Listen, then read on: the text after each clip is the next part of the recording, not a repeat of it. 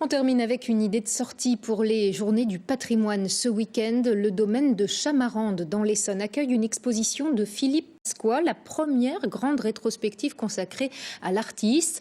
Œuvre monumentale et parfois dérangeante, la visite ne laisse pas indifférent. Pascal Sorgue, Gilles Bezouf. Noces funèbres pour Santa Muerte.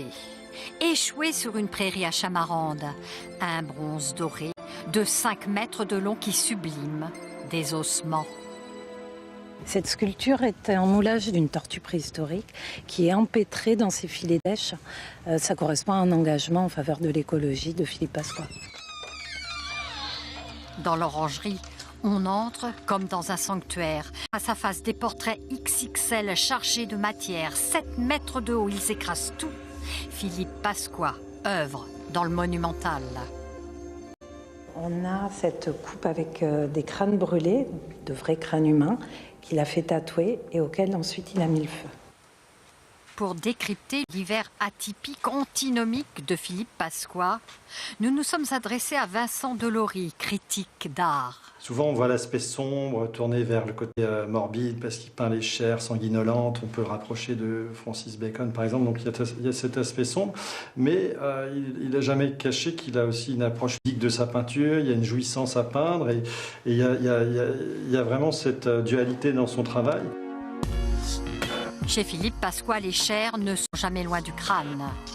C'est en 1999 qu'il s'intéresse aux vanités, souvent ornées de papillons.